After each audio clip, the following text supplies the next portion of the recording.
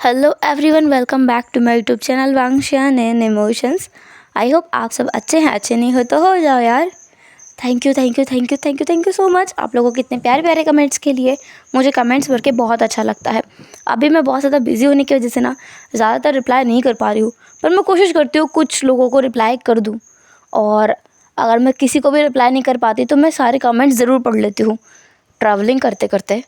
तो इसलिए कमेंट्स ज़रूर किया करो।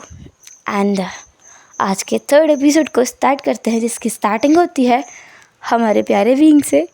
विंग जो अपने आप को बेड पर पड़ा हुआ पाता है, जहाँ पर उसकी बॉडी पर एक बस टॉवल लपटा हुआ है। साथ ही उसकी बॉडी से पानी थोड़ा थोड़ा रिस कर बाहर आ रहा था। उसके बाल भी अभी गीले थे। सामने वो लड़की खड़ी थी, जिस लड़की को उसने कुछ टाइम पहले अपने घर से बाहर फेंक दिया था ना। पर विंग अपने सेंसेस में नहीं था शायद, क्योंकि विंग अपनी बॉडी को कंट्रोल नहीं कर पा रहा था। उसे बस ये समझ आ रहा था कि वो कर क्या रहा है। वो बहुत ही फ्लर्टी टोन में ड्रंकन हालत में कहता है, ओह तुम रेडी हो, शर्माना मत। शर्माना बिल्कुल बिल्कुल भी मत। आओ करीब आओ, मेरे पास आओ। वो लड़की विंग के पास में आके बैठ जाती है। फिर वो कहती है, देखो तुम बहुत पछताने वाले हो इसके बाद, क्योंकि मैं जो दिखती हूँ मैं वो हूँ नहीं।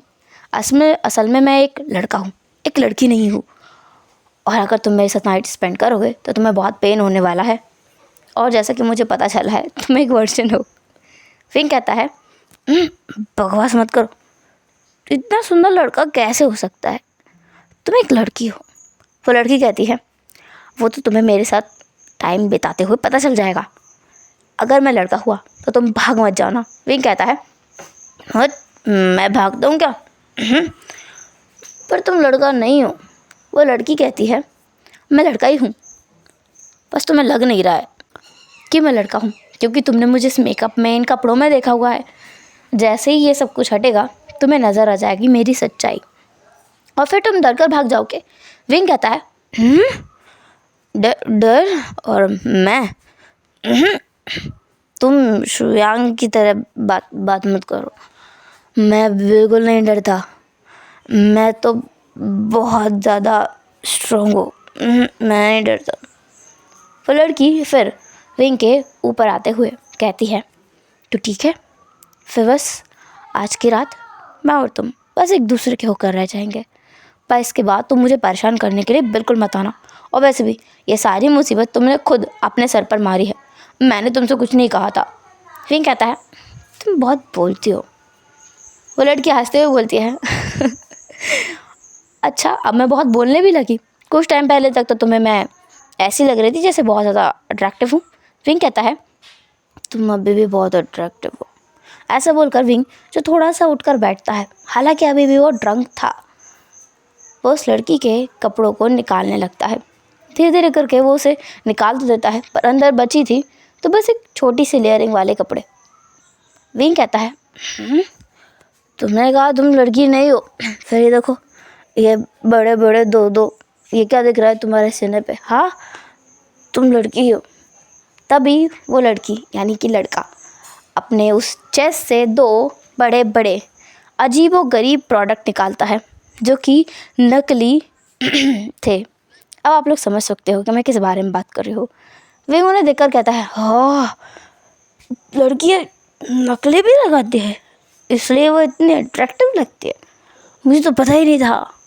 वो लड़का कहता है, मैंने कहा था ना मैं लड़की नहीं हूँ, और ये तो नकली है। अभी भी तुम्हें विश्वास नहीं हुआ? हाँ, मैं तो तुम्हें डराने की कोशिश कर रहा हूँ। कहीं ऐसा ना हो तुम मेरी सच्चाई जानते जानते सच में मेरे साथ इंटीमेट हो जाओ, और फिर तुम पछताओगे। विंग कहता है, मैं कभी अपनी ज़िंदगी में रिग्रेट नहीं करता, और मैं डरता किसी चीज़ से भी नहीं हूँ, तुमसे भी नहीं। दिखाओ मुझे तुम क्या हो, मैं देखता हूँ। हाँ, दिखाओ दिखाओ। वो लड़का कहता है, देख लो मिस्टर विंग। विंग, कहीं ऐसा ना हो मेरी सच्चाई जानने के बाद तुम दुम दबा के यहाँ से भाग जाओ। विंग अपने पीछे देखकर कहता है, दुम? पर मेरी तो दुम है ही नहीं। वो लड़की हंसते हुए कहती है, ये तो एक कहावत है, मैंने तुमसे ये थोड़ी कहा है कि तुम्हारी दुम है।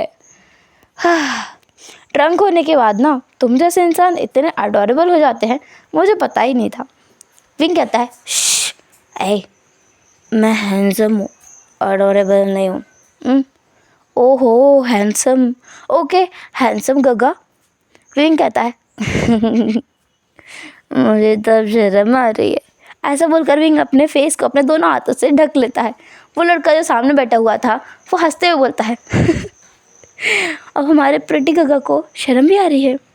विंग कहता है, तुम मुझे गगा कह रही हो ना, इसलिए मुझे थोड़ी सी शर्म आ रही है। ओहो अच्छा, तो मैं आपको क्या कहूँ फिर? प्रिटी गगा ना कहूँ, हैंडसम गगा ना कहूँ, तो क्या कहूँ बताओ? विंग कहता है, तुम मुझे ना यही कहो, अच्छा लगता है। तुम तुम जब बुलाते हो ना कि प्रिटी गगा, अच्छा लगता है। सामने बैठा हुआ लड़का कहता है, ओके ओके प्रिटी गगा, तो अगर मैं आपको गगा कहूँगा तो आप मुझे क्या कहेंगे? दीदी? अगर आप मुझे दीदी कहेंगे तो फिर हम लोगों का रिश्ता वैसा नहीं रहेगा जैसा होना चाहिए, है कि नहीं? विंग कहता है, नहीं नहीं, मैं तुम्हें बाबा कहूँगा, अच्छा है ना? ओहो बाबा, अच्छा है, बहुत अच्छा है। वैसे हैरानी की बात यह है कि आप जैसे इंसान मुझ जैसे इंसान को देखने के बाद भी अब तक डर कर भागा नहीं। विंग कहता है, मैं क्यों डर के भागूंगा? मैंने कहा ना तुम बहुत बहुत प्रिटी हो, मैं तुम्हें नहीं देख के भागूंगा, तुम बहुत अच्छी लड़की हो। मैं लड़की नहीं हूँ, मैं एक लड़का हूँ। विंग कहता है, तुम कुछ भी कहो, मुझे विश्वास नहीं है, जब तक तुम मुझे दिखाओ ना तो दिखाओ फिर दिखाओ। वो लड़का बस हैरान था। फिर वो अपने आप से कहता है कि इस इंसान को उसे सबक तो सिखाना ही होगा। तो वो लड़का अपने पैंट्स को निकालने लगता है। विंग कहता है, वो तुम तो लड़कों की तरह अंडर गारमेंट्स पहनते हो, हाँ? क्या ये प्रूव करने के लिए कि तुम एक लड़का हो, तुम लड़कों की तरह अंदर के कपड़े पहन के आ गई? ओ मैंने तो देख लिया। वो लड़का कहता है, एक बात बताऊँ मैं, तुम्हें इस हालत में देखने के बाद ना मेरा बिल्कुल मन नहीं कर रहा है कि मैं तुम्हें पीटूं या तुम्हें यहाँ से डरा के भगाऊं। तुम इतने क्यूट क्यों हो? अगर तुम इतने क्यूट नहीं होते ना तो पक्का मेरे साथ ये सब हरकत करने के बाद ना मैं उस इंसान को ना यहाँ खड़े होने के लायक नहीं छोड़ता। पर तुम अच्छे हो, इसलिए तुम्हारे ऊपर एक एहसान करता हूँ, अगले दिन ना तुम खड़े होने के लायक ना रहो, ऐसी मैं हरकत करूँगा। वांग जी से विंग कहता है, ओह सच में? फिर वो लड़का दोबारा कहता है, हाँ, अब देखते हैं किसमें है कितना दम। ऐसा बोलकर वो विंग की एक लौता कपड़ा जो उसके शरीर पे था, उसका वो टॉवल, वो भी वहाँ से खींच के हटा देता है। विंग अपने प्राइवेट एरिया को अपने हाथों से कवर करते हुए बोलता है, ए तुम कितनी बेशर्म हो, ऐसा कैसे कर सकती हो? हाँ मैंने पी रखी, इसका मतलब ये नहीं है तुम ये करोगी? हाँ। वो लड़की कहती है, क्या हुआ, अब डर लग रहा है तुम्हें? हाँ। विंग तुरंत अपने हाथों को हटाकर कहता है, देख लो तुमसे तो तुमने देखा ही नहीं होगा इतना बड़ा मेरा जितना है। वो लड़का आंखें बंद करके दूसरी तरफ अपना सर घुमा लेता है, क्योंकि उसे ना अब खुद पर शर्म आ रही थी। ये सामने वाला इंसान तो ड्रंक होने के बाद इतना बेशर्म हो चुका है, क्या उसके अंदर भी कोई शर्म नहीं बची है? वो एक गहरी सांस छोड़कर कहता है, मुझे कोई बहस नहीं करनी है, मैं जा रहा हूँ यहाँ से। जैसे ही वो लड़का वहाँ से जाने वाला था, विंग उसके हाथ को पकड़ के उसे अपनी तरफ खींच लेता है और उसकी वेस्ट कह रहा हूँ अपने हाथों को रैप कर लेता है और अपने पैरों को भी उसके पैरों से रैप करके बोलता है, तुम नहीं जा सकती, तुमने कहा था आज हम मेरे उस फास्ट को तोड़ेंगे, जैसे श्रेयांग कहता है मेरे वर्जिनिटी का फास्ट है, उसे तोड़ेंगे, तुम नहीं जा सकते। वो लड़का विंग से हटते हुए बोलता है, देखो ये बहुत ख़राब चीज़ है जो तुम कर रहे हो, मुझे जाने दो, तुम बहुत रिग्रेट करोगे बाद में, और मैं नहीं चाहता कि मैं इस इंसान का फ़ायदा उठाऊं जो बाद में बहुत ज़्यादा पछताए मेरे साथ ऐसा कुछ करने के लिए। विंग कहता है, और तुम्हें कैसे पता मैं पछताऊँगा? मैं नहीं पछताऊँगा। मेरी हेल्प करो ना, हमेशा वो मुझे पागल चढ़ाता रहता है, मैं परेशान आ गया हूँ उससे। हमेशा वो मुझे एक ही बात का ताना कसता रहता है कि मैं एक लड़की भी नहीं पढ़ा सकता। आज मैं उसे साबित करके रहूँगा कि मैं सब कर सकता हूँ। ऐसा बोलकर वो उस लड़के को फ्लिप कर देता है, उसके ऊपर आता है और उसके दोनों हाथों को उसके दोनों तरफ एकदम बांध लेता है अपने हाथों से। उसके ऊपर आकर वो उसके फेस के करीब जाके कहता है, वाह, तुम्हारे बॉडी से स्मेल बहुत अच्छी आ रही है। वो लड़का अपना सर घुमाकर कहता है, देखो, मैं तो बस तुम्हारे साथ मजाक करने के लिए ये सब कुछ कर रहा था, पर तुम जो कर रहे हो वो बिल्कुल ठीक नहीं है। अगर मैंने मेरा पेशेंस खो दिया ना तो तुम्हें मुझसे कोई नहीं बचा सकता। और मैं पहले ही बता दूँ, मैं गे हूँ। विंग कहता है, ओह, तुम जैसे सुंदर इंसान के लिए तो मैं भी गे बनने को तैयार हूँ। बस ये कहने की देर थी और उस लड़के ने विंग को फ्लिप कर दिया था और फिर उसने विंग की नेक पर बाइट किया। तभी किसी की आवाज़ आई विंग को, मिस्टर वी, विभूषण विभूषण विभूषण। उसे किसी से चोट लगी उसके पैर में। वो उठकर अपने पैर को पकड़ के बोलता है, तुम्हारी इतनी हिम्मत, तुम मुझे मार भी रहे हो? हाँ, मैंने कहा ना मुझसे दूर रहो। हाँ, मैं बोल पा रहा हूँ, हाँ मैं बोल पा रहा हूँ। कहाँ है वो को है, कहाँ है वो, कहाँ है वो? तभी शुयांग, आई मीन न्यूसन, वो विंग को देखकर कहता है, विंग, तुम थोड़ा अपनी हद में रहोगे कि नहीं? कैसा एचआर है हमारा, हम सारे टीम मेंबर्स की तुमने आज लगवा रखी है। विंग कहता है, हाँ मैं कहाँ हूँ? न्यूसन कहता है, कहाँ क्या है? अपने डेस्क पर बैठे हुए थे तुम इतनी देर से। हमारा नया सीईओ तुम्हारे सोते हुए प्यारे से चेहरे को देखकर जा चुका है गुस्से में, और उसने तुम्हें अपने कैबिन में बुलाया है।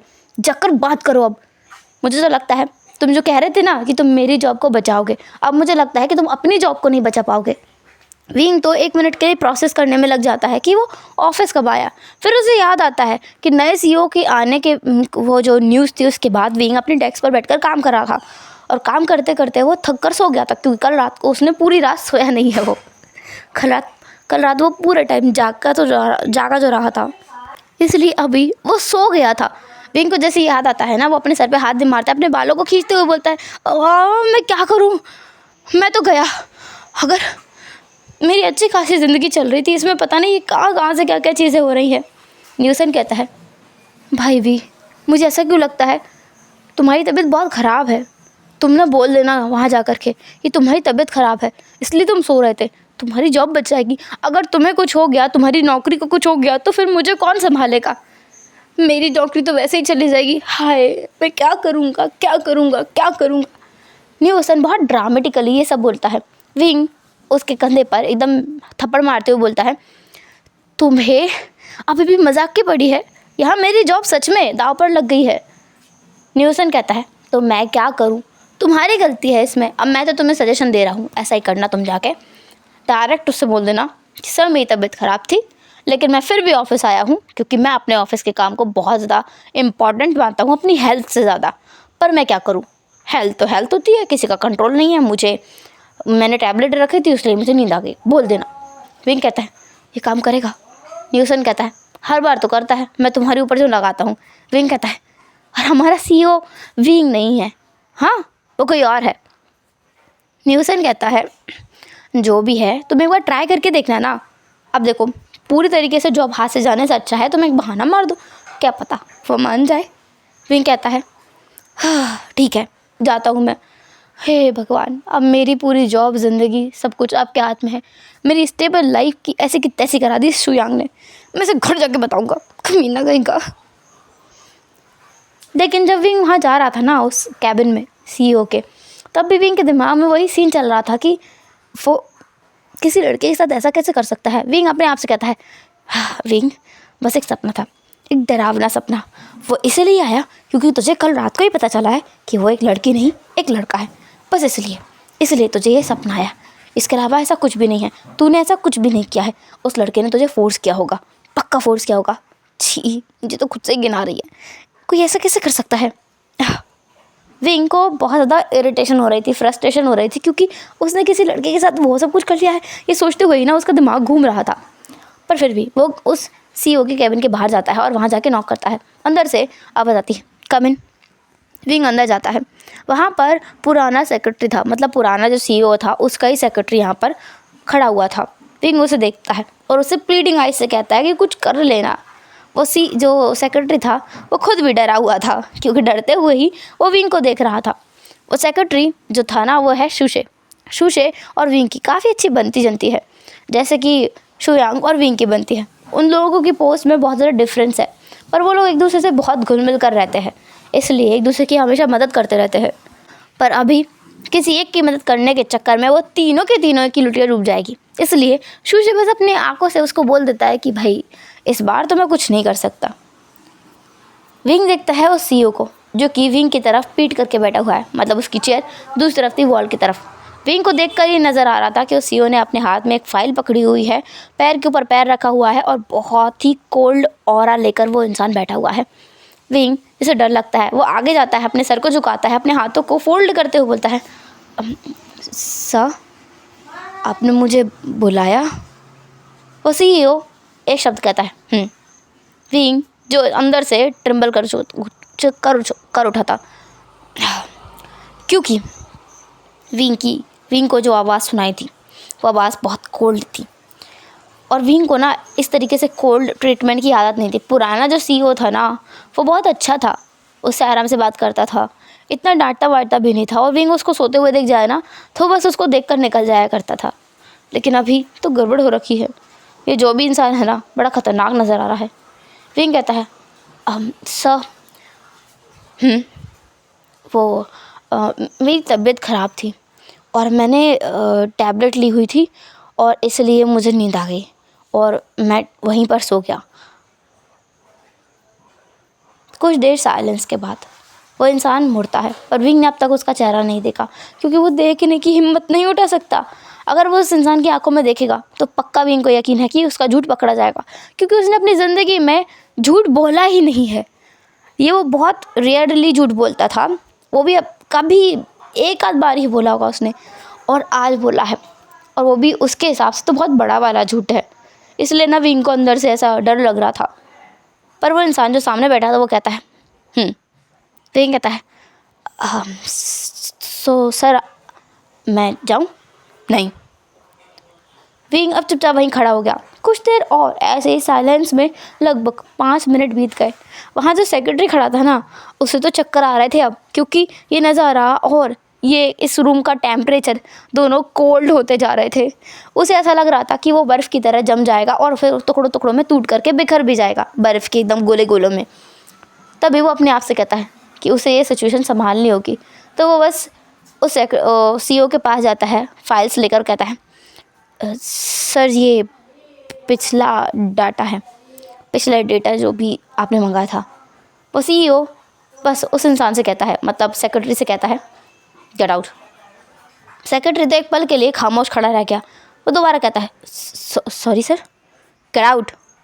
उसकी लाउड पर एकदम सटीक आवाज़ ने उन दोनों को ही अपनी जगह पर जमा दिया था।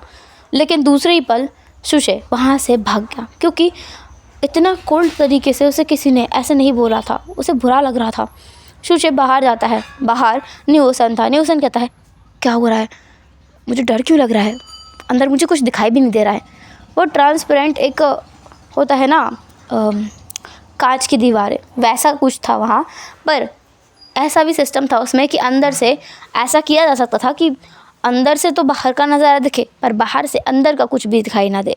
तो उसने वो सिस्टम कर दिया था अभी ओपन, इसलिए उन्हें बाहर से अंदर का कुछ दिखाई नहीं दे रहा था। शुशे जिसकी आंखों में हल्के से आंसू की परत देख कर ना शुयांग दोबारा पूछता है, मुझे बताओ शुशे, हुआ क्या है? तुम्हें अगर इतनी ज़्यादा दुखी होकर बाहर आए हो तो फिर वी भाई का क्या होगा और मेरी नौकरी? शुशे कहता है, तुम्हें अभी भी अपनी नौकरी की पड़ी है? हम लोगों की हालत कितनी ख़राब है तुम्हें पता है? तुम्हारी नौकरी कहीं नहीं जा रही है। न्यूसन कहता है, कैसे नहीं जाएगी? अभी देखो, तुम्हें डांट दिया होगा इसलिए तुम इतना ज़्यादा दुखी हो। वी भाई की नौकरी चली जाएगी, फिर मुझे कौन संभालेगा? मेरी गलतियों पे कौन पर्दा डालेगा? हाय, मेरा दिल तो भारी हुए जा रहा है। किसी भी पल, बस किसी भी पल मैं बेहोश होने वाला हूँ। शुशे न्यूसन को घूर कर देखता है। न्यूसन कहता है, अच्छा ठीक है, पर मैं सीरियसली बोल रहा हूँ, अगर तुम दोनों का इतना बुरा हाल है तो हम जो कि एचआर के भी नीचे काम करते हैं, हम लोगों का क्या होगा? मुझे लगता है हम लोगों की जॉब भी बहुत जल्दी चली जाएगी और इसमें नई जो जगहें हैं ना वो खाली हो जाएंगी, नए एम्प्लॉयज़ इसमें एंट्री लेंगे अब और इस कंपनी का बेड़ा गर्क कर देंगे। मैं तो ऐसा कहता हूँ, ये सीईओ है ना, ये जा रहा हो ना घर को, तभी इसका कार का एक्सीडेंट हो जाए और इसकी तो नैया डूब जाए ख़त्म काम हो जाए इसका पूरा का पूरा, कमीना कहीं का।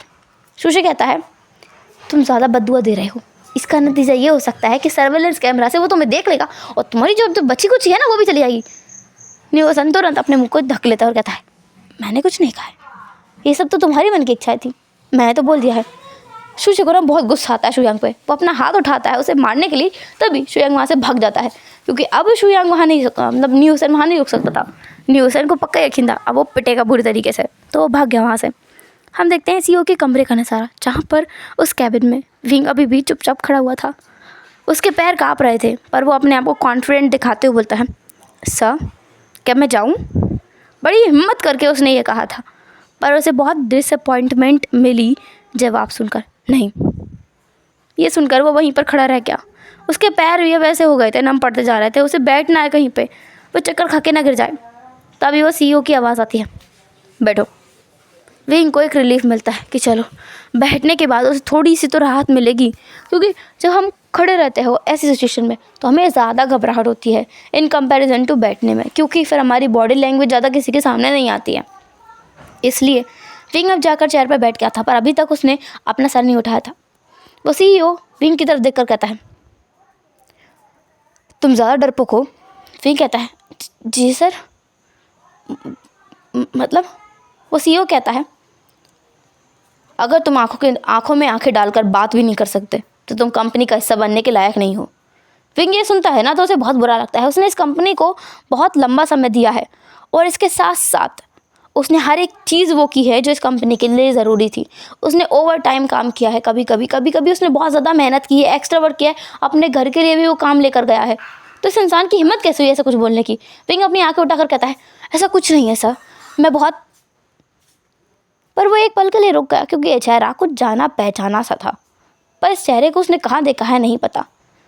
वो सीईओ कहता है और क्या। विंग कहता है मैंने बहुत काम किया है इस कंपनी के लिए सर, ऐसी बात नहीं है कि मैं इस कंपनी के लिए मेहनत नहीं करता हूँ, मैंने जी जान लगाई है। आप चाहे तो मेरा पुराना सर्विस का पूरा पास दे सकते हैं। मैंने किस तरीके से इस कंपनी को अपनी मेहनत से सींचा है, हर एक चीज़ में मैंने बहुत अच्छे से मेहनत की है, बहुत अच्छा काम किया है मैंने। वो सीईओ एक पल के लिए विंग को देखता है। अब वो एकदम लीन होकर बैठ गया था अपनी चेयर पर और इसी के साथ ना विंग की दिल की धड़कन फिर एक बार रुक गई थी। उसे एक चीज़ नज़र आई, वो ये कि उस सीईओ के कान पर जहाँ पे हम ऐसे टिप करके अपने ईयरिंग्स वगैरह पहनते हैं, वो ईयरलोब्स, वहाँ पे एक हल्का सा मोल था। पता नहीं क्यों पर विंग की नज़र वहाँ गई और जाते ही ना विंग की आंखें एकदम अलग बिहेव करने लगी थी। पर फिर वो अपनी आंखों को मोड़कर वांग जी उस सीईओ की आंखों में देखता है डायरेक्ट, क्योंकि इधर उधर देखना ना विंग के लिए खतरे से खाली नहीं था। वो सीईओ कहता है okay you are updated, sorry sir, you are promoted. हाँ, विंग ने प्रमोटेड को अपडेटेड सुना था क्योंकि प्रमोटेड तो उसे कभी ज़िंदगी में सुनने को ही नहीं मिलने वाला, ये उसको उम्मीद थी। पर फिर विंग पूछता है प्रमोटेड पर किस, अब मैं क्या हूँ सर, क्या मैं मैनेजर हूँ। सीईओ कहता है तुम मेरे पर्सनल सेक्रेटरी हो आज से। विंग को तो ऐसा झटका लगा था ना, वो होता है ना अचानक से आपके अंदर बहुत ज़्यादा हवा भर जाती है और आप एकदम ऊंचाई पे उड़ जाते हैं, इतनी ऊंचाई पे कि कोई आपको हाथ भी नहीं लगा सकता। उतनी ऊंचाई पे विंग खुद को महसूस करने लगा था। पर दूसरी पल उसे कुछ और समझ आया। वो कहता है सर क्या मैं सवाल पूछ सकता हूँ। वो सीईओ कहता है पूछो, बेफिक्र होकर पूछो। विंग कहता है आप मुझे डायरेक्ट अपना पर्सनल सेक्रेटरी क्यों बना रहे हैं।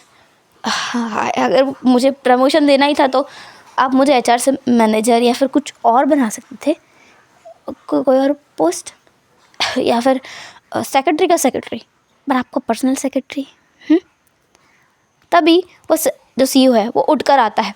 उठकर आकर विंग की चेयर को वो अपनी तरफ मोड़ता है और उसकी तरफ लीन होने लगता है। विंग को तो ऐसा लगा कि ये हरकत क्या थी। एक पल के लिए वो प्रोसेस ही नहीं कर पाया। दूसरी पल वो बहुत ज़्यादा हैरान हो गया क्योंकि वो सीईओ विंग के कान के करीब आकर बोलता है क्योंकि तुम मुझे पसंद हो। विंग अपनी जगह पर ऐसे बुद्ध बन के बैठा था जैसे कि वो कोई इंसान ही ना हो। 1 मिनट, 2 मिनट, 3 मिनट, लगभग 15 मिनट के बाद वो देखता है अपने आसपास और सीईओ उस कमरे में नहीं था। विंग खुद से कहता है, क्या मैंने सही सुना? नहीं, ऐसा नहीं हो सकता, मैं सपना देख रहा हूँ। लगता है आज मैं फिर इतनी बुरी तरीके से सोया नहीं हूँ ना, मैं सपने देख रहा हूँ, और वो भी इतने अजीब अजीब सपने। क्या नया सीईओ आ गया तो क्या उसने मुझे सच में जॉब दे दी है? ऐसा नहीं है। विंग, साता हवा में मत उड़, कोई प्रमोशन नहीं मिला है तुझे, ये सब सपना है, बिल्कुल सपना है। और वैसे भी वो चेहरा मुझे कुछ देखा सा लग रहा था, लगता है मैं फिर सपना देख रहा था। विंग एक गहरी सांस लेता है और अपने कपड़ों को सही करने के बाद में वो उस कैबिन से बाहर निकलता है। जैसे वो बाहर निकलता है तो देखता है सब लोग जैसे उसके लिए ही वेट कर रहे थे। शुशे विंग के पास आकर कहता है, ओह माय गॉड विंग, तुमने तो कमाल कर दिया। विंग कहता है, क्या किया है मैंने? तभी न्यूसेन डांस करते हुए बोलता है, ये अब तो मुझे कोई टेंशन ही नहीं है, मेरी जॉब अब परमानेंट हो चुकी है, अब तो मेरी सैलरी बढ़ाने का काम करना विंग तुम। मुझे मेरी सैलरी अब डबल चाहिए, कुछ भी करो कैसे भी करो पर मेरी सैलरी बढ़नी चाहिए। विंग कहता है, मैं तुम्हारा एचआर हूँ, मैं यहाँ का सीईओ नहीं हूँ जो तुम्हारी सैलरी बढ़ा सके। तभी न्यूसन कहता है, सीईओ तो नहीं हो पर उसके सेक्रेटरी तो हो ना, तो तुम मेरी सैलरी आराम से बढ़ा सकते हो उससे। और वैसे भी वो जो हमने सुना उसके अकॉर्डिंग तो हम लोग हैरान है। इसका मतलब वो तुम्हें फेवर करता है विंग। विंग कहता है, कौन? हमारा नया सीईओ। और कौन? विंग कहता है, आ गया वो, कब आया? मैं तो मिला ही नहीं हूँ। तभी शुशे कहता है, विंग तुम्हारे दिमाग का इलाज कराने की ज़रूरत है, लगता है तुम्हें प्रमोशन की चक्कर में इतनी खुशी हुई है कि तुम पुराना सब कुछ भूल चुके हो। अभी तो तुम गए थे कैबिन में, वहाँ पर मैं था, तुम थे, और मुझे उसने गेट आउट बोल दिया था। मुझे तो लगा था मैं बहुत ज़्यादा गड़बड़ करता हूँ ना काम में, इसलिए उसे बहुत गुस्सा आ रहा है मेरे ऊपर, पर मुझे क्या पता था वो तो तुम्हें इतना फेवर करने के लिए मुझे डांट रहा था तुम्हारे सामने। देखो तुम उसके पर्सनल सेक्रेटरी जो बन गए। मुझे अब फुर्सत मिली, वैसे मैं तुम्हारा सेक्रेटरी हूँ अब। विंग कहता है, हाँ ये कैसे हो सकता है? शुशे कहता है, कैसे हो सकता है, क्या हो चुका है?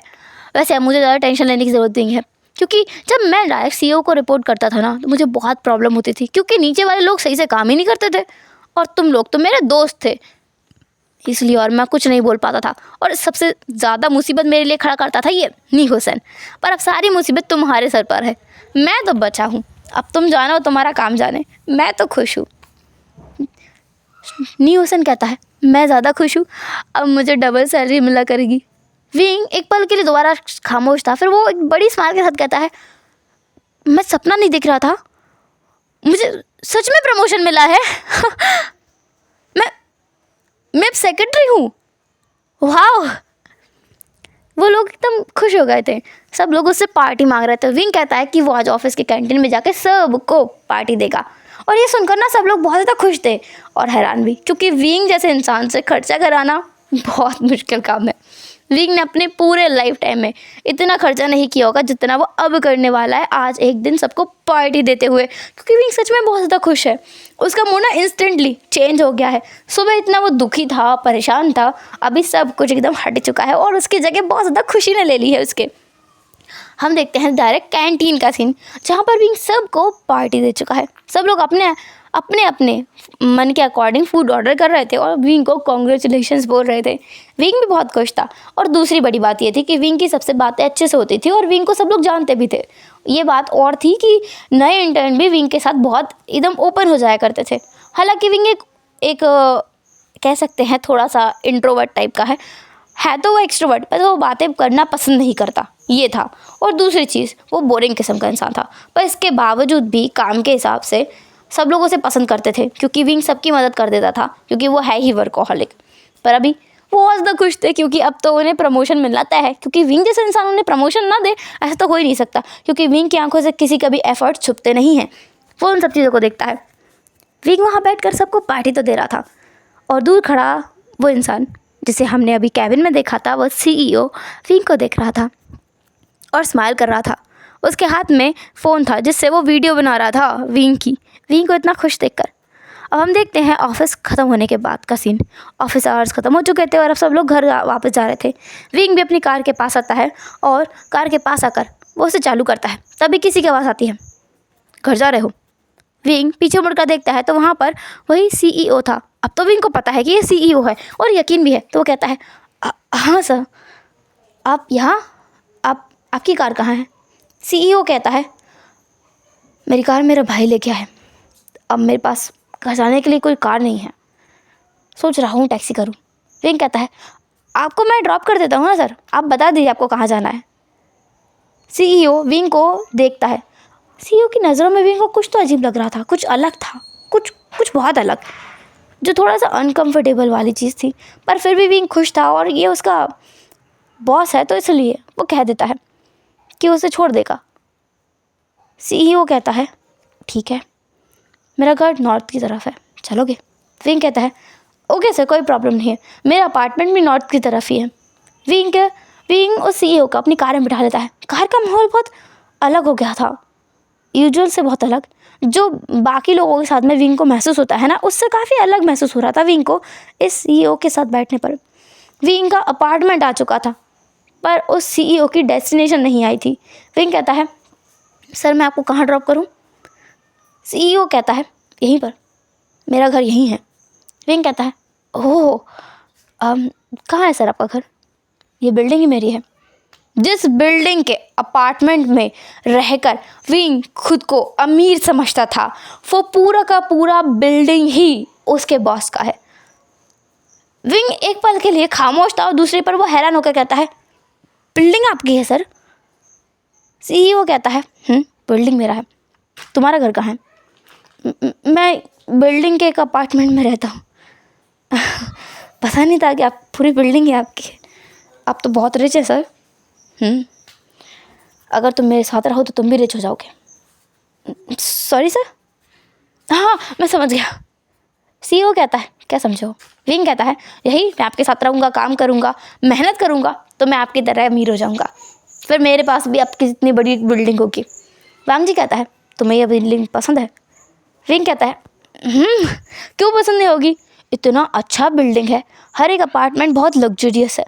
मेरा एक ही अपार्टमेंट है इस बिल्डिंग में और मैं खुद को इतना लकी समझता हूँ। अगर मेरे पास पूरी बिल्डिंग होती तो फिर मैं खुद को क्या समझता। और फिर इतने सारे लोग इस बिल्डिंग के अपार्टमेंट्स को ख़रीदते हैं, रेंट पे लेते हैं, कितना सारा पैसा मेरे पास आ रहा होता हर महीने का, मैं तो सोच भी नहीं सकता, गिनती करने में भी बहुत टाइम लग जाता। विंग की बातें बहुत अच्छी थी। विंग एक बिजनेस माइंडेड इंसान है, ये बात साफ साफ समझ में आ रही थी, क्योंकि बिल्डिंग लेने के बाद भी वो ये नहीं सोच रहा था कि वो कितना लग्जरी में रहेगा, ये करेगा वो करेगा, बल्कि वो और ज़्यादा पैसा बनाने के बारे में सोच रहा था। ये सोच कर ही ना वो CEO हंस पड़ा। इसके बाद वो विंग से कहता है तुम्हारे अपार्टमेंट चले? विंग कहता है ओके सर, क्योंकि विंग अब मना नहीं कर पा रहा था। पार्किंग लॉट में अपनी कार को पार्क करने के बाद में वो दोनों चल जाते हैं लिफ्ट में। विंग की बिल्डिंग जो अपार्टमेंट था काफ़ी ऊपर था, तो वो लोग वहाँ जाते हैं। वहाँ पहुंचकर विंग उसे अपने अपार्टमेंट में ले जाता है। उस अपार्टमेंट को CEO एक बार अच्छे से घूर घूर कर गौर से देख रहा था, हर जगह को। वो विंग से कहता है क्या मुझे पानी मिलेगा? विंग कहता है ऑफ कोर्स सर। विंग जाता है पानी लेने के लिए और उतने में ही वो CEO अपने ऊपर के कोट को निकाल देता है और अपने शर्ट के 2-3 बटन को खोल देता है और आराम से उस सोफे पर लीन होकर के बैठ जाता है, जैसे कि ये उसका ही घर हो और विंग उसके घर में मेहमान बन के आया हो। विंग उसे पानी देते हुए बोलता है सर आपका ठंडा पानी। वांग जिस पानी को पीते हुए विंग से कहता है बैठो। उसने विंग को अपने बिल्कुल पास में इशारा किया था बैठने के लिए। विंग को अजीब लगा, अनकंफर्टेबल भी लगा, पर वो वहाँ बैठ गया। जैसे ही विंग वहाँ बैठा वैसे ही वांग जी उसकी तरफ मुड़ता है और उसके आंखों में आंखें डाल के कहता है अब तुम कैसे बचोगे विंग? विंग कहता है सर आप ये क्या कर रहे हैं, ये बहुत अलग है, आपको ऐसा। इससे पहले विंग कुछ और कह पाता, विंग के लिप्स लॉक हो चुके थे और विंग की आंखें एकदम बड़ी बड़ी हो चुकी थी कि ये क्या हुआ, कब हुआ, कैसे हुआ और क्यों हुआ। विंग हैरान था क्योंकि वांग जी विंग के लिप्स पर अपने लिप्स को टिका चुका था और उन्हें वो किस कर रहा था। वो एक बहुत ही सॉफ्ट और जेंटल किस था, लेकिन उस किस के बाद विंग की दिल की धड़कन जितनी तेज़ हो गई थी वो उन्हें गिन भी नहीं सकता था। लेकिन वो तुरंत ही कुछ चीज़ याद करता है और उससे दूर हटकर बोलता है सर आप ये क्या कर रहे हैं?